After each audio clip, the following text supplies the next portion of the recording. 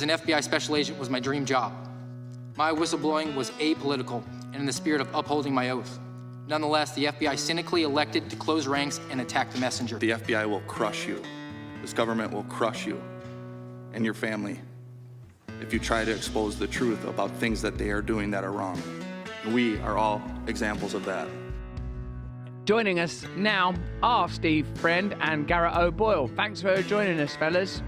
FBI whistleblowers Steve Friend and Garrett O'Boyle both join us now. Gentlemen, so glad to have you on the program. Thank you for your testimony. We need more folks like you, and I'm sure more people going to be from your background are going to be giving you guys more intel as you're sharing that with the rest of us. We can kind of see that this is becoming normal for them to be held accountable, because I think especially an institution that we pay their salaries, they need to be held accountable.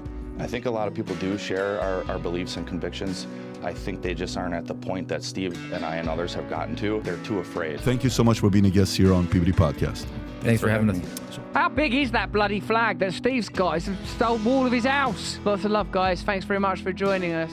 Steve Friend, Garrett O'Boyle, thank you for being with us this morning. More importantly, thank you for speaking out. We appreciate it.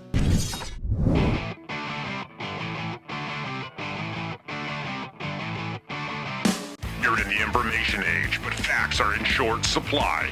Reject the noise, ask bold questions, and pursue the truth with FBI whistleblowers and founding suspendables Garrett O'Boyle and Steve Friend. This is the American Radicals Podcast.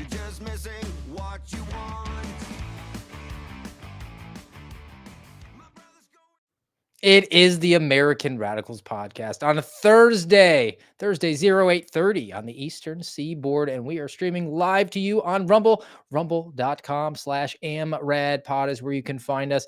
Do smash the thumbs up and follow the channel. If you listen to the audio format on iTunes and Spotify and iHeart, make sure that you subscribe so you can get the new episodes when they drop there, when we bring them to you Tuesday and Thursday and Saturday. It's Thursday, and checking from my watch, it is September 19th. So I am coming to you actually almost to the minute on the solemn anniversary of having my FBI badge, credentials, and gun taken away. It is real, Steve Friends. Suspendable suspension anniversary day. And I can think of no better way to celebrate than with a guy that I beat to the punch by 7 days. GOB actual. Thank you. If you're just listening, I'm bowing down at the altar of Steve Friend's 2-year anniversary.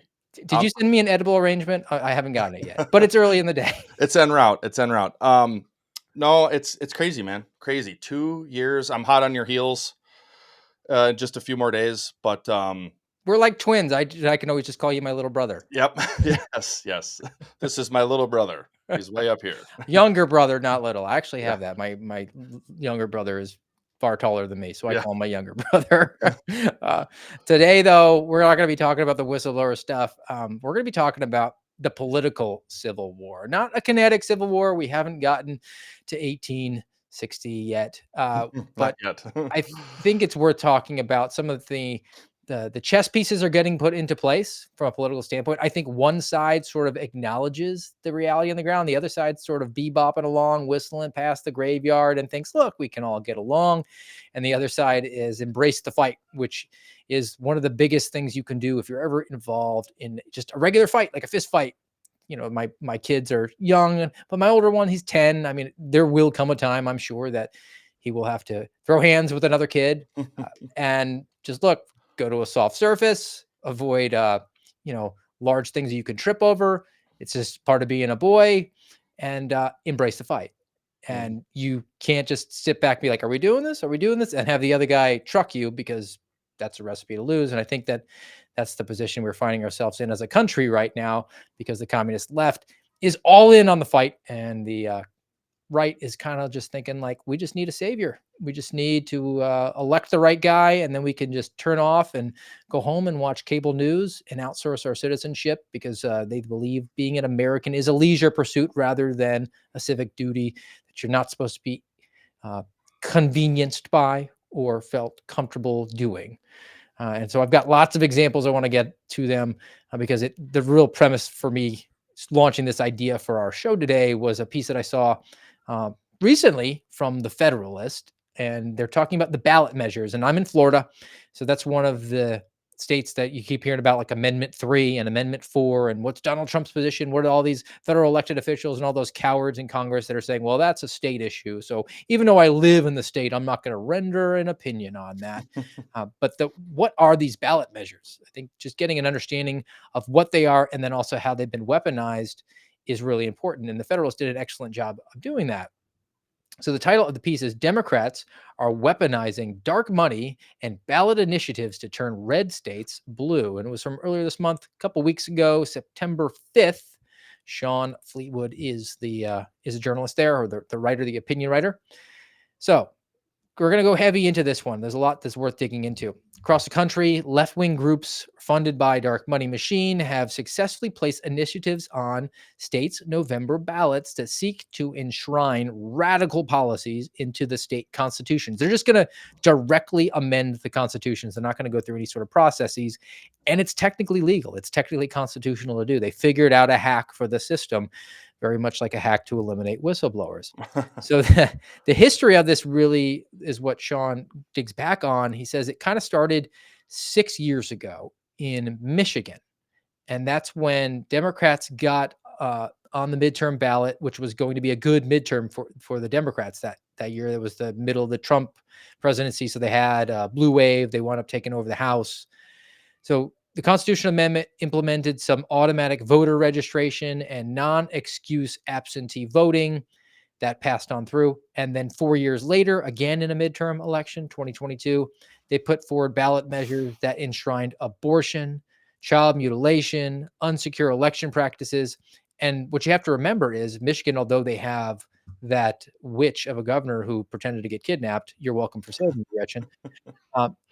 They have, at the time, a Republican state house, upper and lower chambers. So traditionally, those sorts of things would have to go through the state houses and then go up to the governor to get signed. And you weren't going to find that because you had split opposing forces there for these sorts of things. So these organizations found a hack to get this and message it appropriately to a low information voter base, or however they wanted to pitch it to them to get them to sign on for it, and just go to the ballot box and just amend your constitution with all Yeah. the different things.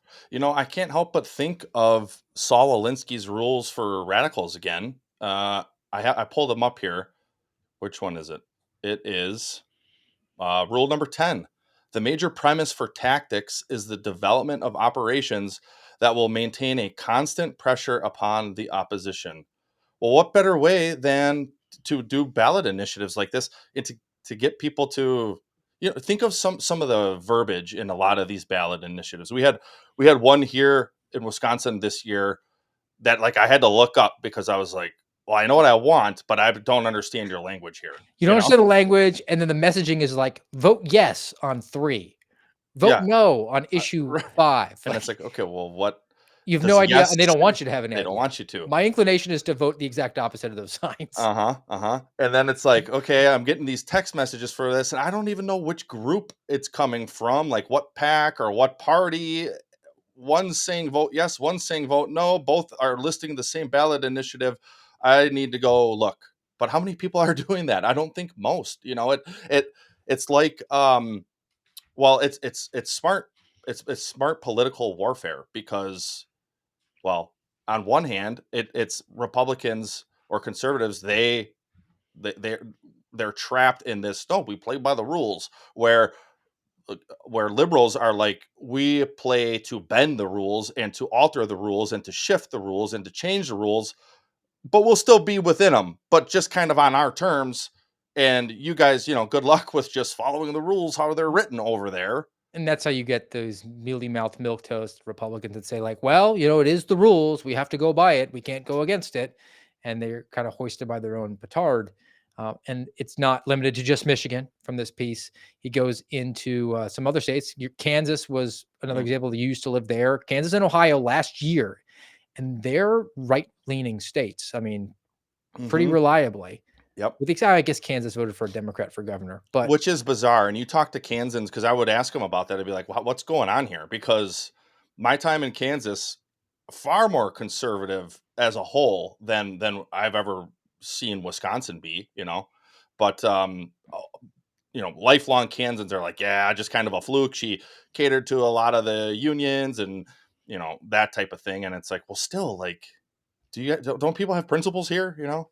Because like they vote for her, but then it goes red for Trump in 2020. Like I didn't understand.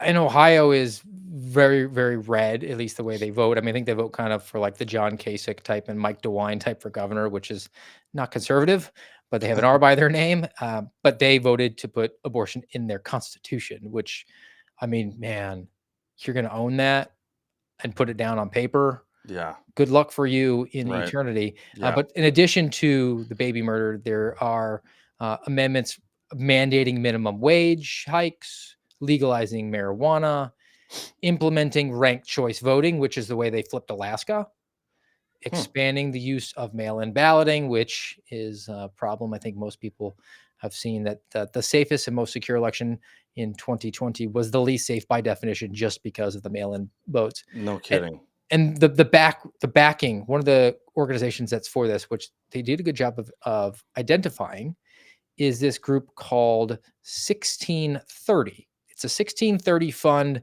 They've spent millions of dollars on these competitive ballot issues.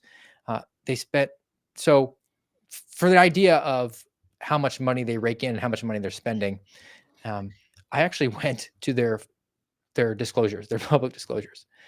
So this is from their 2022 Form 990. They're a 501c4. I love this, Steve. The investigator in you, it'll never die, and I'm here for it. They brought in $190 million in 2022.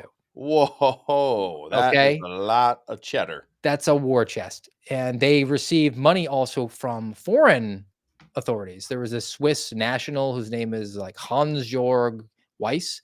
He's given them like $250 million in the Whoa. last several years through his organization.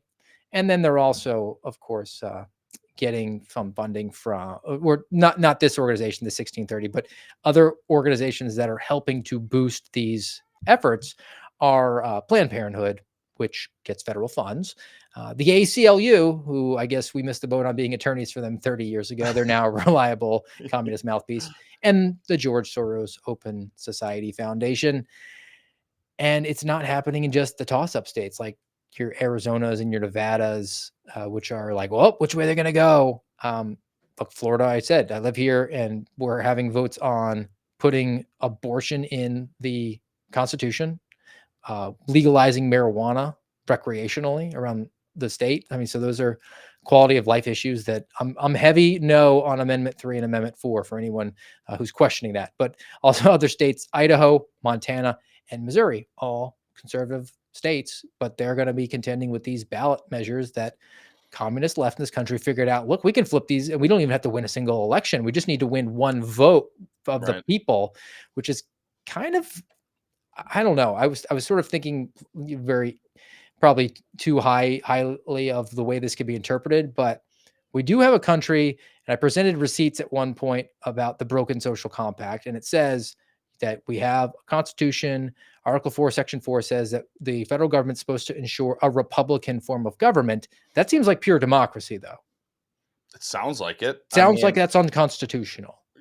Yes. Like those, I know your state made that lawful, but you're still operating within our country. Those provisions of your constitutional makeup as a state might be out of line with the way that the federal government is supposed to operate.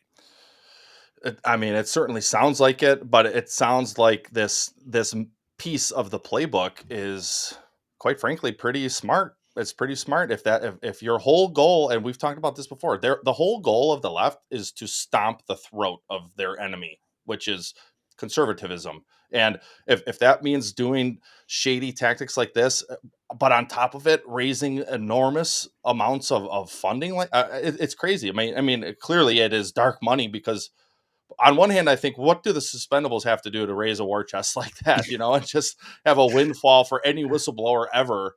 But, when you stand on the side of truth, for some reason, it seems like you kind of are left to pick up, good luck finding some manna out in the desert, I guess, because that's kind of what you're left with. But you mentioned some of these states, Idaho, Montana.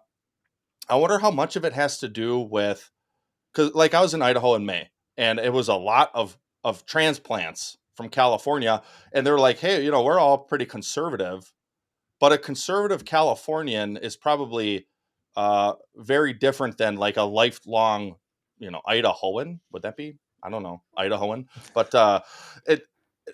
So you're still bringing some of your different like ideas with you, or even liberals who are moving to these. Like I think Colorado is one of the best examples of how it has turned blue in the past, I don't know, 15 years or so, like strong blue, because so many people fled Washington State, California, and they're like, oh, Colorado, that's the place to be, and they brought their politics with them, and look at what it's doing. You have Venezuelan gangs taking over apartment complexes. So I wonder how much of it has to do with the diaspora from places that are completely off the rails at this point.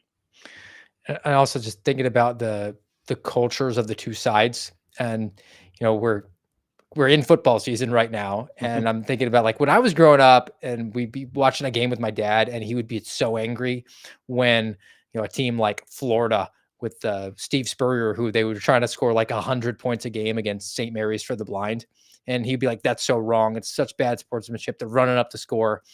And we just are kind of like indoctrinated into that belief. Like we play by the rules and we score. We act like we've been there before. We don't spike the football, and we just are kind of like keeping our head down. And that's perceived to be virtuous. And then the other side wants to punish you. And they are so angry if they don't, if they score 60 and they left 6 points on the table, they're angry at that, as opposed to being like, hey, we blew them out. They have the pedal to the metal in this political civil war on everything, on all fronts. And it's so easy to overwhelm people who are, their natural predisposition is to be sort of just complacent and think like, all right, I'm just going to go and analyze these issues, but I'm not activated. And they are all the time, which is why they're using every resource at their disposal. They even thought about this. They worked this out. They're like, hey, we can do this. And whereas you have like a Republicans that are like, well, yeah, but that's not really in the spirit of small r Republicanism. So we're not going to do it. And the other side's like, Yeah. let's do it. Let's roll. And that can even be a transition to the next story that I have, which is about one of these nonpartisan voter registration groups. What do you think that's rooted in? Like, people will say to us, okay, like, you guys whistle blew, you're not in the FBI anymore. You know, in my case, got an IG complaint and a lawsuit going, but like, what are you doing to move the football, I guess, to stick with the analogy? And it's like, okay, well, we're doing our show. We go and we do some speaking engagements and we try to inform people. And like, I would say that probably because of happenstance with what has occurred in our lives, we probably are more activated than most people to at least try to like open people's eyes. But what do you think is the difference in how activated people on the left are versus people on the right? Like I can't really pin it down. I don't know what to attribute it to because, well, one, it is opposing worldviews, but wouldn't you want to fight as hard as you could for what is right according to your worldview? Like, just wouldn't you want to fight at least as hard as the people who want to destroy you? Like, it just seems to me like that would be common sense, self preservation. There's a couple things I think that I can attribute this to. One is this is a religion for the communist left. It's not for people on the right. As passionate as you are, you're nowhere close to a person whose entire existence is based on this. Yeah. Like, and it's a asymmetrical battle at that point. Hmm. I think also there's still too many normal people out there that really do believe that we can all just get along. Yeah. And we might disagree on the solutions, but we all really want the same things. The scales have not fallen away from their eyes of, oh, we don't want the same things. You see me as an existential threat to your immortality, Yeah. and you want to wipe me off the map. And I think that our experience to this point, scales have fallen away from our eyes. So it started with coronavirus even, Hmm. where you're like, wait, you're lying to me? How long have you been lying to me? Yeah. And then same goes for our organization, which was supposed to be full of people with integrity, and they clearly did not. So we're more inclined to be like, oh, we need to know that the lie we've been fed our entire lives, that, well, it's impolite to talk about religion and money and politics in public company. You just keep those things to yourself because we all want to just have a nice civil time here. Like, well, don't ruin everybody's time. Don't talk about politics, which is why you have Thanksgiving dinner and there could be 10 conservatives and one lib. And it'll be like that lib will just die on that hill. And then if it's the other way around, the conservative will be quiet as kept. And Yep. you and I are like, nope, that's a lie that you fed to us. And Yeah. I'm going to reject it. And I'm going to activate as much as I can. So, it's sort of our directive at this point is to get people to say, like, it's not optimal. I would like to live very much in an area where I could get along with people that I might disagree with on certain policy principles. I mean, I would like to convince them.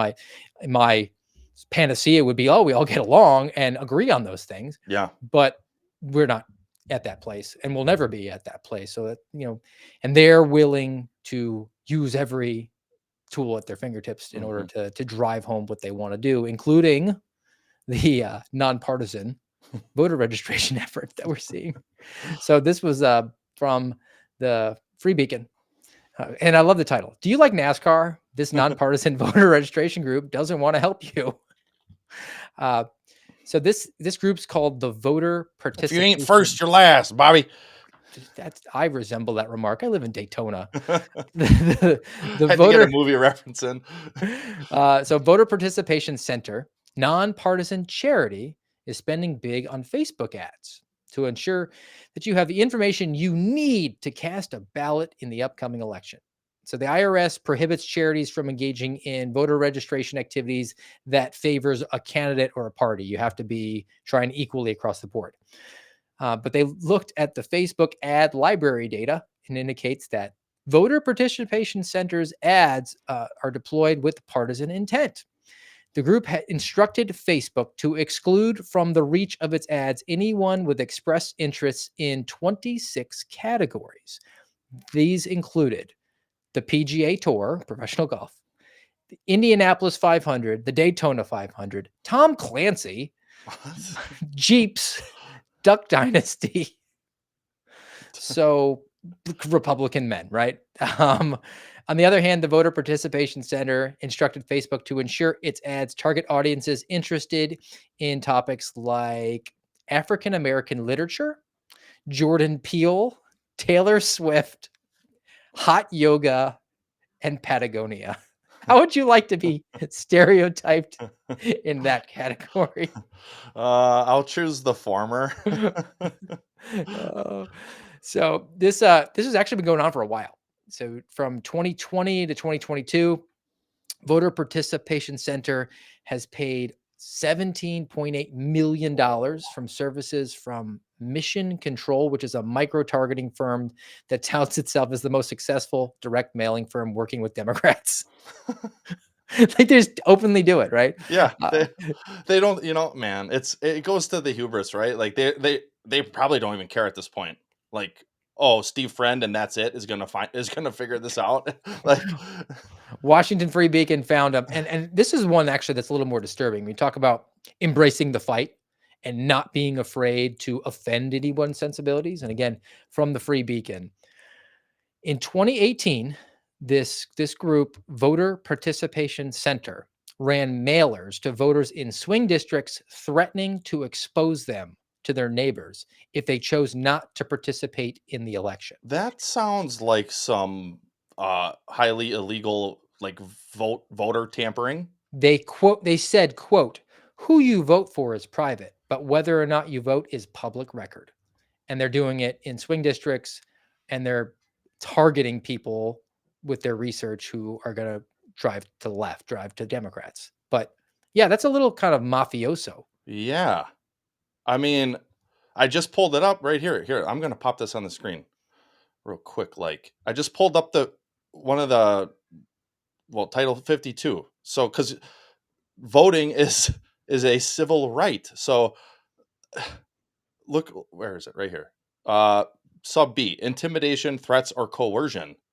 No person, whether acting under color of law or otherwise. So that would be like a mailer, because it's not coming from law enforcement or government. So the otherwise comes into play here, shall intimidate, threaten, coerce, or attempt to intimidate, threaten, or coerce any other person for the purpose of interfering with the right of such other person to vote or to vote as he may choose, which includes, by the way, not voting, because that is still your choice, or of causing such other person to, okay, whatever. I don't need to read the whole thing to make the point, but that seems not, oh, I didn't pop it on the screen. My bad. Here, there it is. Boom. But I that it seems highly illegal to be sending mailers that are threatening you like, oh, you better go vote, and if you don't, we're going to expose you. That sounds like threat and coercion to me. Well, then the other element of it is the other side, right? How rabid is your base if you threaten me to, if you don't go vote, I'm going to tell your neighbors, and I'm afraid what my neighbors are going to think about that. Like if you found out your neighbor didn't vote, you'd be like, hey, maybe he's just a lazy citizen. Maybe none of the candidates met his criteria. Me. Um, and his vote was to not actually cast a vote because nobody earned his vote or something to that effect. But you're going to fear violence or social shaming because you Right. didn't vote. You know who embraces that? That's communists. Yep. Communists embrace that entirely. Like they are there for every single thing. They're activated because, again, that is their religion. Hmm. So you would be shunned by that and basically excommunicated if you dared to miss a vote. Yeah.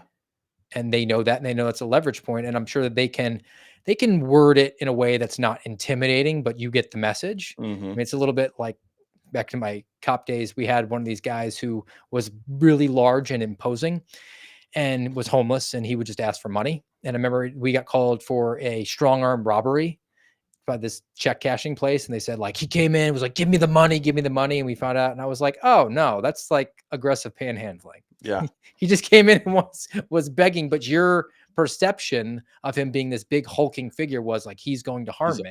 yeah, he's So they wound up robbing like us. they gave over the register to the guy. He just wanted a couple of quarters so he could go buy a single cigarette. Yeah, a Lucy, and then get choked out.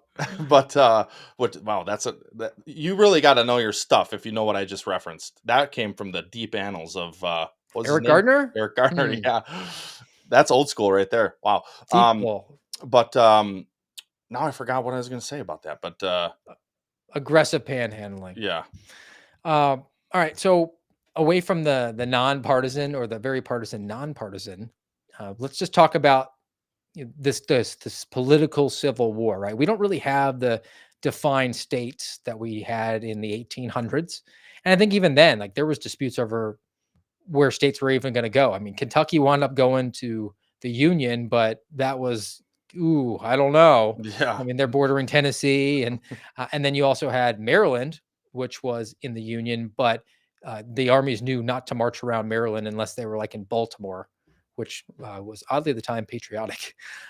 So, now but it's just the fentanyl capital of the USA. but more defined lines, right? And I think we're seeing a balkanization that is causing that to happen geographically with families moving away from some areas and towards other ones. So this comes from the Institute for Family Studies. And the title is The Blue State Family Exodus. Families are migrating to red and purple states. And now a lot of these blue states, like Tim A. Walls's Land of a Thousand Genders, Minnesota, they're offering like child tax credits and enhanced parental leave. And these seem to be like pro-family types of, I mean, welfare, right? They're government giveaways. And that's the communist view of, oh yeah, we're very pro-family. And But we'll they also slaughter your children and put tampons in the boys' room. it polls well because people want anytime you offer them free stuff, people are going to say, sure, I'll take free stuff, even though I'm paying for it. But more families with children moved out of Minnesota in 2021, 2022 than moved in. Hmm. Minnesota is not an outlier. Parents are not generally moving towards states with preferred family policies of progressives. And that's like the child tax credit and the enhanced paternity leave, something like that. What we're now seeing in the US is that families with children by the hundreds of thousands are moving away from states with avowedly generous family policies, and they're going to states without them. predominantly red and purple states in the Sun Belt and the Rocky Mountain West were more likely to have school districts that reopened more quickly amidst the coronavirus pandemic, which activated a lot of parents because the school was such a driver there. New school choice laws have been passed in many of the states, and they can send their kids to better schools. They have lower taxes, strong job growth, and generally they've resisted the avant-garde gender theories of Tim A. Walls's Minnesota Land of a Thousand Genders. So we're seeing people basically balkanize themselves at Right. this point, which, I mean, is it good? Is it bad? I generally think it's a good thing. I Me know too. that the argument is, well, no, it's a melting pot. You need to get along. And I'm kind of come to the point of, no, scales fell away from my eyes. I Yeah. can't live next door to somebody who wants to put me into a FEMA death camp Right. because I think that it's wrong for you to castrate your child. I want to be with my people, and that doesn't necessarily mean we agree 100% on everything, but on the main things here, like the things you just listed off, which is why people are moving to these states. Probably not as much California as like an Idaho or a Montana or a Wyoming or a Florida or a Tennessee. Like it's or Texas even. I think would probably be included in there, but when you take a Minnesota and probably very similar here in Wisconsin, like the Marxists are showing you what they think you want, like, oh, a family tax credit that's going to draw more families. Maybe people really are waking up enough since COVID era to be like, you're not going to get me with the carrot because you hit me so hard with the stick over the last 4 years about COVID and school lockdowns and mask mandates and crazy gender theory and DEI. And so, yeah, they're doing it on their own where they're like, okay, where can we go that my neighbor doesn't want to throw me in a gulag? So it'll be interesting to see what happens, I guess, like in the next, I don't know, 10, 15, 20 years, because I was born in the 80s, so I don't know what the civil rights movement looked like in real time, but watching videos, you know, doing my own history and studies and what you learn in school, which quite frankly, probably mostly lies anyways.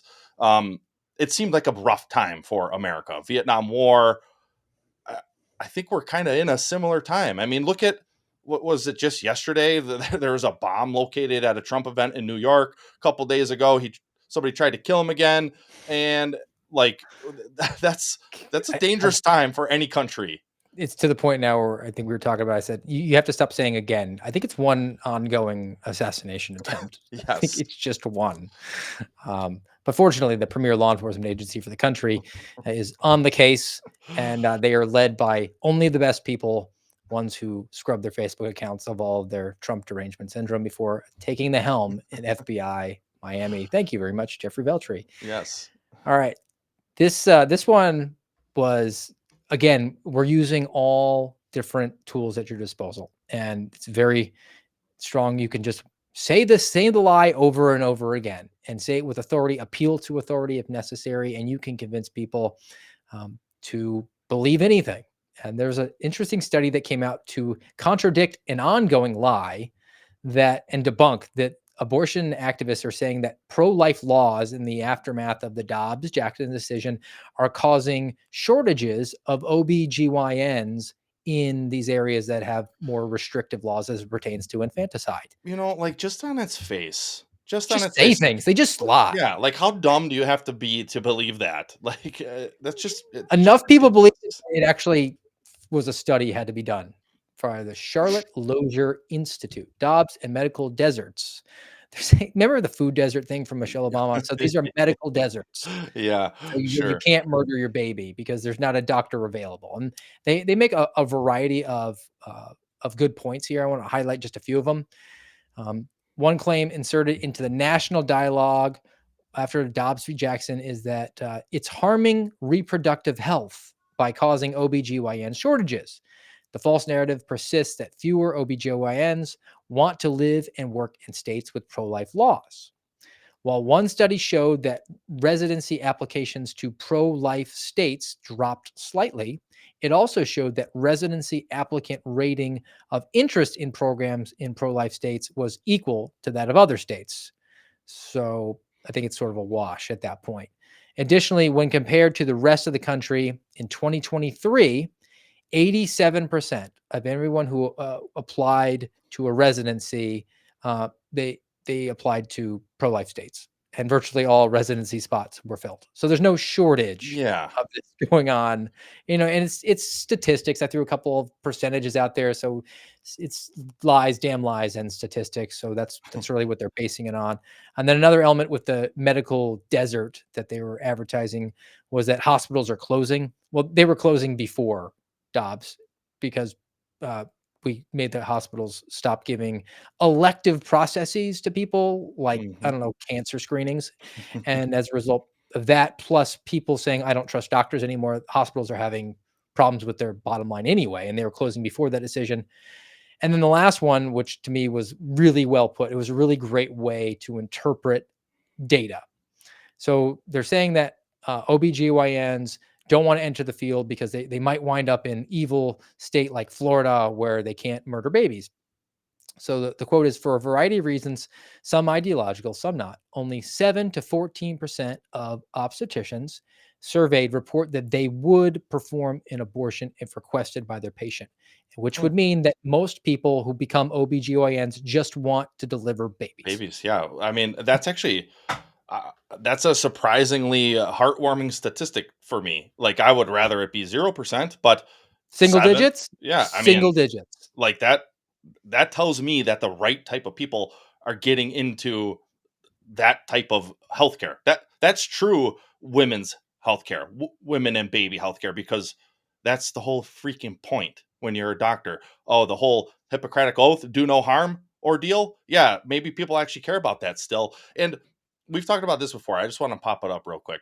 Despite bans, number of abortions in the United States increased in 2023 because that's what that's what that fear mongering is with that with what you just had up is with the OBGYNs. There's not less OBGYNs because you just want people And to people are accept, getting most abortions are not performed by an OBGYN anyway. right. It's just, I mean, I don't even think, are most of them even performed by doctors anymore? Well, Like, they have to have a doctor in the building while the volunteer with the nose ring and face tattoo tells them to take this pill. yeah, yeah. And That's really, and it doesn't, I don't even think it has to be a doctor. I think it has to be like some nurse practitioner or something to that effect. okay, yeah. So it's, I don't know. To me, it just strikes of, we want to scare you, and we want to scare our Marxist ilk who are part of the death cult And that's the into number one thinking, issue they're voting on this yeah, year. well, not really, dude. Y- That y- All right, so this is sort of off the topic, but this dark thought has crept into my mind enough that I need to air it with you, and then and maybe we could commiserate together on it.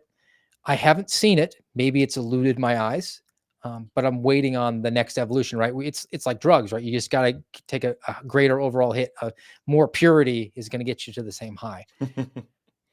Has it happened, or how long will it be before we see the communist crazy women that love to murder babies say, "I specifically got pregnant so that ooh, I could kill the baby"? I haven't oh, seen it, and that yeah. because saying it that way is really dark. I think it even would get like Kamala, like, "Oh, come on, really?" Mhm. Uh, but it's just the next evolution. I can't That's see one an intermediate step before that. no, that's the next piece of the cycle. I haven't even thought about that, but There that was is the the woman that did it on TV where she took the pill where she was on cable news and she said, "I just took a abortive agent." oof, that is the next logical step. You know, we talked about this last month during the DNC. They had the death clinic, the mobile death clinic, parked out front, and all of the appointments for the whole week were booked up. So, you know, I think you called it the deadliest DNC in history.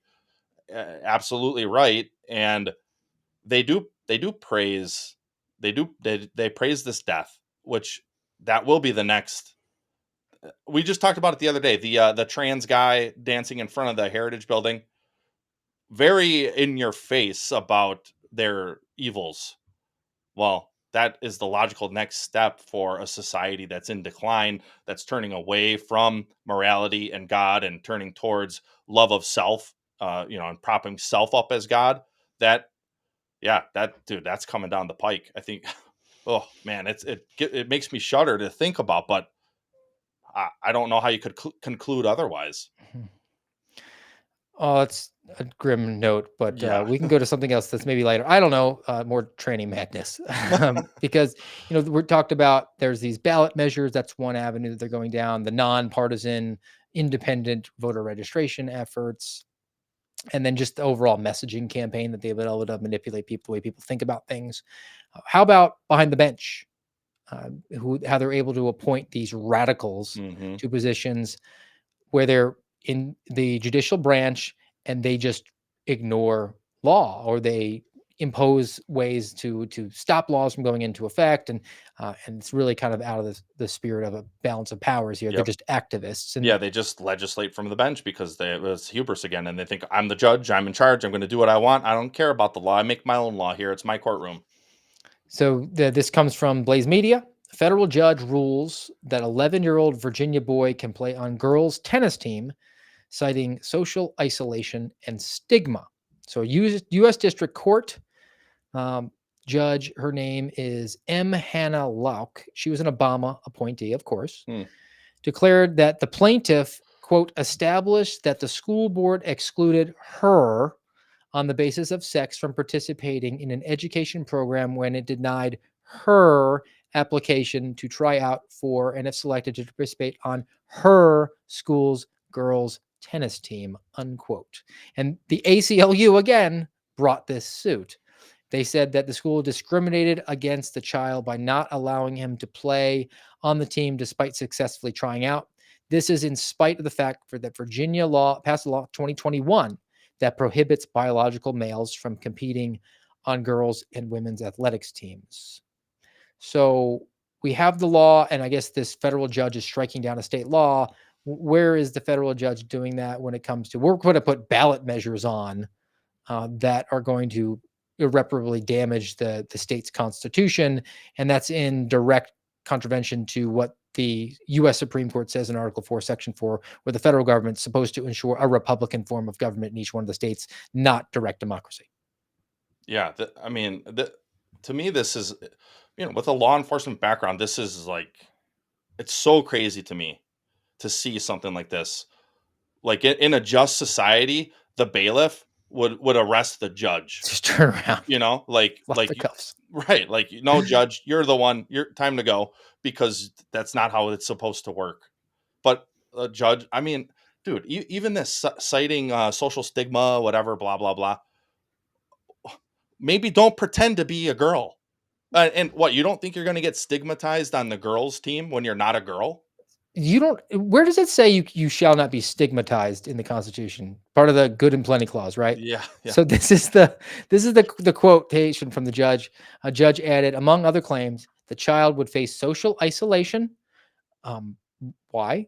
The child can just go play for another sport.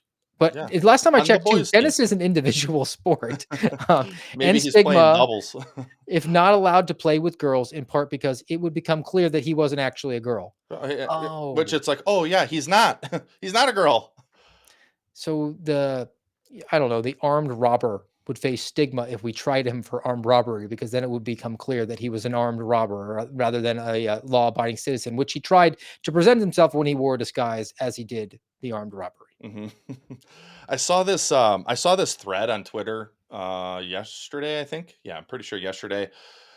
Maybe I should try to dig it back up and repost it, but it was about this kid who like was obsessed with Spider-Man and like thought he was Spider-Man, ends up like getting hit by a car because like he actually doesn't have Spidey powers, because he's not actually Spider-Man, because Spider-Man is a freaking comic book. And like his parents were like, yeah, like we kind of, we kind of propped up his idea that he was Spider-Man, but we're thankful he's not really hurt too bad, and now we think he learned a valuable lesson because he's not actually Spider-Man. Well, yeah, just like this kid is not actually a girl. So if your kid is telling you that they're Spider-Man, you don't actually let them believe that, because they're not really Spider-Man, and they can't shoot, you know, spidey webs out of their wrists and get out of the way. Or they can't jump up and stick to the car, because guess what? they don't have those superpowers because they don't exist, because it's not real. Just like this boy playing girls tennis is a myth. And that's why it's a parenting mistake to Mhm. say that your kid is Spider-Man. You go with Batman because he doesn't have superpowers. That's That's right. completely believable, right? Yes. I've said it Uh, before. It's one of my favorite dad stories was when I got called into the pre-K classroom by the teacher and she said, "We have a problem." Because at the time, my son had one Batman shirt. My wife went to the store and bought multiple ones because he insisted on wearing it every single day and she didn't want to do laundry. Had the cape, and she said, "Your son will not respond to his name. He only says that his name is Batman." And I thought, like, that's not a problem. right. I'm I okay with could that. not be more proud of him right now. If Yeah. you gave him a Congressional Medal of Honor, that would be a close second to what I feel. And we actually had to come up with a resolution that he had to be his secret identity during the day at school, and at home he could be Batman. But he was 4. Right. So we indulged that sort of Yeah. fantasy. This is an 11-year-old boy who needs to face the cold, hard reality of the fact that no, you are not, in fact, a girl, and that's okay. And you're actually going to face more stigma if you insist on indulging these demonic fantasies that have been planted in your head. hmm Exactly right. And as a parent, you're failing actually, and you're not loving because you're not telling the truth. The most loving thing you can do is tell the truth. And yes, there are ways to speak the truth in love, but by abdicating the truth entirely and letting them believe the myth and propping up the myth, that's the opposite of love. That's hatred actually, which it's just crazy that that's where we're at. As an aside, Batman also my favorite superhero, which is odd because overall I'm a Marvel guy, and Batman, as our fellow nerds are out there will know, is a DC guy. But it was always because he didn't have superpowers. It was because he was just a normal dude who got himself trained up and ready for war. Steve, in tune with our Batman's theme for today. Batman's a cop, Superman's a fireman. That's why I always knew that Batman was my guy. He was my spirit animal. Uh-huh. Look, Superman's always going around saving people from, like, horrible incidents that are happening. He's flying in, swooping in, and rescuing a cat from a tree, right? It's a fireman. Batman's going in and getting criminals. He's going to get dirty himself. Yep. He's a cop. All right. So, got some more localized talk about this political civil war.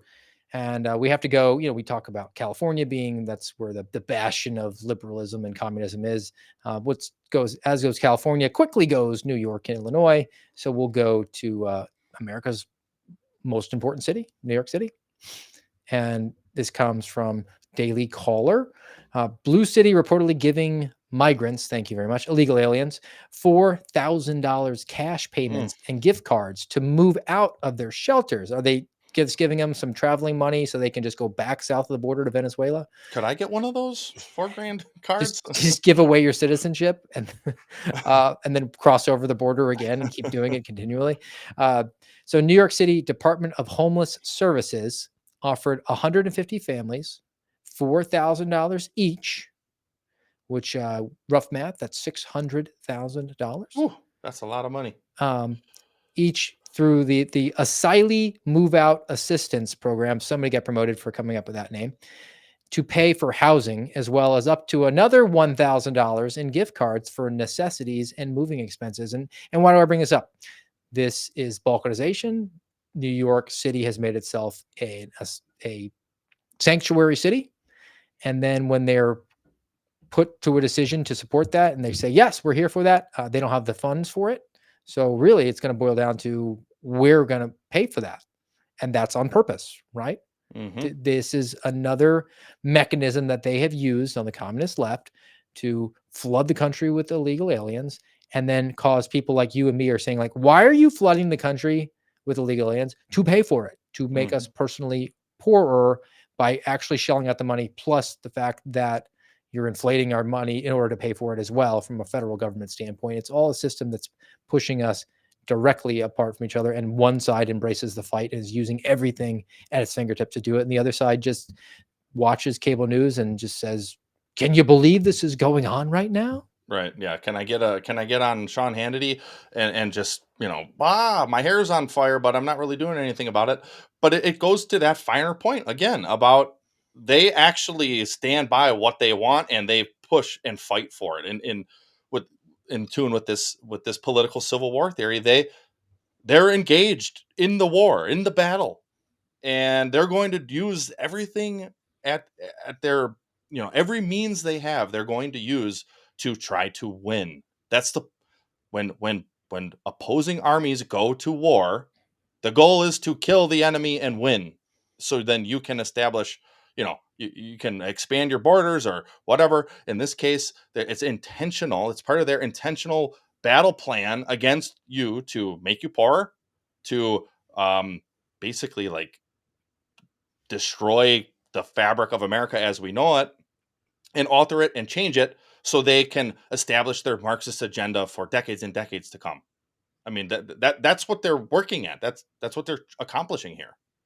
And the other side says, "Well, we're going to go to war. Maybe we can just negotiate." It's like the two sides in the beginning of Braveheart. We can negotiate, and William Wallace is like, "No, we No, can't. yeah, It's freedom burn or it. not." Yeah, And he right. was able to bring enough people over with a pretty dope speech to do it. I'm pretty sure that's historically accurate.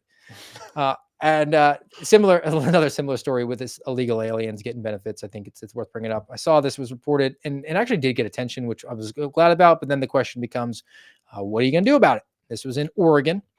Offers illegal aliens $30,000 to buy a new home. Hacienda Community Development Corp is reportedly offering $30,000 for down payment assistance for eligible new home Oh, buyers. that's crazy. How many of these loans are they going to give away? That I mean, 30 grand is a lot of money. Well, I mean, you have you have to be eligible and you have to be a new home buyer. The quote is from Hacienda Community Development Corp. Quote, clients work closely with financial coaches and HUD certified housing counselors. So there's your Mm, federal government mhm. throughout the entirety of the home buying process, in addition to mortgage readiness and financial fitness workshops, because you would take financial advice from the federal government, which is $36 trillion in debt.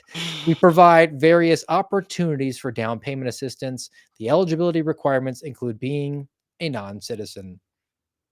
Oh, how about that?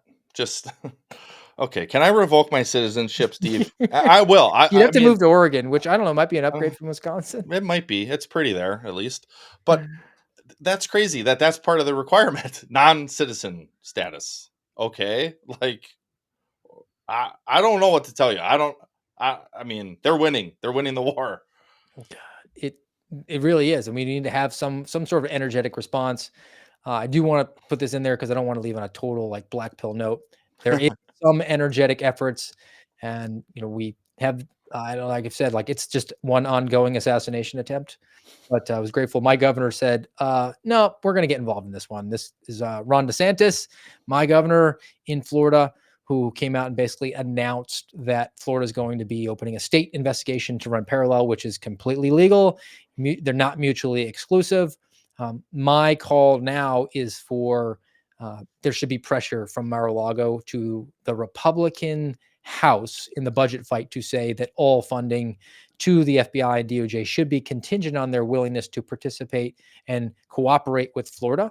Yeah, no kidding. And not that I believe that the House Republicans would actually hold the line on that one, but Right. just because that would force them to continue to talk about the latest assassination attempt, short of a bombing potentially Hmm. in New York, that at least keep that front and center. I think that's a good way to come back. But kudos to the governor of Florida for saying like, no, that's in our yard, and we're going to bring it forward because we don't trust you, FBI. You're Right. prosecuting him on one hand, he can't be a victim on another. There's a conflict of interest. I mean, absolutely right. Like just from a logical governing standpoint, like of course you should do that. And so should the governor in Pennsylvania. Get the state police on it. It's Josh Shapiro. No, Yeah, he won't. No, he won't. Which, as an aside, I heard that early voting started in Pennsylvania. It's September. Like, why do you think the FBI is coming out with latest Russia revelations that mhm, they had yesterday? yeah. More, Oh gosh, yeah. It's more. it's just it's all you don't maybe it goes back to like what you're saying about how the scales kind of fell from our eyes. But I'm at a point where I'm like, how do you not see this? How do you not see this as corruption, as intentional altering of our fabric? Like it used to be a voting day. I remember when I was 18, I was a senior in high school. My mom pulled my brother and I out of school to go vote for the first time. It was a big deal, you know, like you go and you vote on election day, and it's a paper ballot and it gets counted that day, and by the end of the night you have an idea. Where today, well, you would think it would be easier than ever, but no, it's just riddled with more corruption than ever in the alleged land of the free. But back to DeSantis for a moment, like, well, and the Republicans, absolutely, you should tie the funding for the FBI to transparency and cooperation in both of these assassination attempts. Because why wouldn't you? You know, Christopher Wray, as you know, loves to talk about how our local and state partners, blah, blah, blah, blah, blah. More Okay, head well, bobbing, more head bobbing. right. And you got it. Like prove it. Prove it then, especially with a case like this. Because when was the last time we got an update about July 13th? I don't recall seeing one in over a month. Picture of an upper and lower separated, and they said, "You can fit this in a backpack." Okay, yeah, like, okay, well, since, It's a almost freaking like it was 7-year-old made a would know that. domestic terrorist investigation so that they don't have to reveal that information. I mean, it's not like I've said that for the last 67 days. Yeah. And that's what they're going to try to do with this Florida one too. And so yeah, kudos to Ron DeSantis for saying like, no, we're running a parallel investigation. And I'm sure, just like you, having worked at the state, well, the city level and then the federal level, like, yeah, the feds probably can obtain more information quicker, but state databases and the methods that state law enforcement have, well, and two, they're better at their jobs than the FBI is. So I'm hopeful to at least get some information going forward on this one, because Ron DeSantis probably is not going to let it go away. Well, we do have a palate cleanse, just kind of off the board one that I thought was really funny. But as always, Garrett, you had a parting thought for us, and then we'll pitch it over to that. I do. It comes from Psalm 144 today. This is some of my favorite verses right here, and the whole of the Bible, for that matter. Going back to my time in the military, but my wife, she is in the middle of going through all of the Psalms as a part of a woman's Bible study that she's in, and they recently came across this one, and she mentioned it to me. I was like, oh yeah, that's some of my favorite right there, and I think it's fitting for our theme. But starting in verse 1, it says, "Blessed be the Lord, my rock, who trains my hands for war and my fingers for battle. He is my steadfast love and my fortress, my stronghold and my deliverer, my shield, and he in whom I take refuge, who subdues peoples under me. O Lord, what is man that you regard him, or the son of man that you think of him? Man is like a breath. His days are like a passing shadow. Bow your heavens, O Lord, and come down. Touch the mountains so that they smoke. Flash forth the lightning and scatter them. Send out your arrows and rout them. Stretch out your hand from on high. Rescue me and deliver me from the many waters, from the hand of foreigners, whose mouths speak lies and whose right hand is a right hand of falsehood." Man, if that doesn't resonate with you and what we are seeing in this political civil war, I don't know what will, but it sure does for me. Well, now that you've filled up our cup, I'm gonna have to drain it back down. I must be in an angry mood a lot because YouTube's suggesting one of the greatest comics out there is Bill Burr. It's not really family friendly stuff, but I did find one that kind of will pass muster for the American Radicals podcast. I think it's relatively work safe, and it's just Bill Burr talking about McDonald's. McDonald's exists for two reasons, okay? It's for drunk people and it's for children, all right? True. That's what this thing is. You know, you're in your car, your kids won't shut the hell up, you go to the drive-thru. You go to the drive-thru, you get a couple of poison burgers, you throw it down their throats, their little systems can't handle it. They start... And you're up front, you're bigger, you can handle a bigger dose of poison, you know what I mean? Pop in your Def Leppard cassette, you have a little moment for yourself. It's for your kids, and it's for drunk people. Like, how many times have you driven out to a bar going, I'm just gonna have one, all of a sudden you had like 11, right? And you're hammered, and you're thinking, but you're responsible. You're drunk, but you're responsible. You're like, God damn it, I drove my car here tonight. God damn it, I'm driving it home, all right? I'm not gonna burden this place of business by taking up a parking space in this completely empty parking lot for the next 6 hours. McDonald's. All right. So Bill Burr, as always, a pleasure to listen to. That's going to do it for us today, guys. Appreciate it. You joining us. We'll be back on Saturday noontime is the start of the Eastern Seaboard. Rumble.com/amradpod. Till then, have a great day.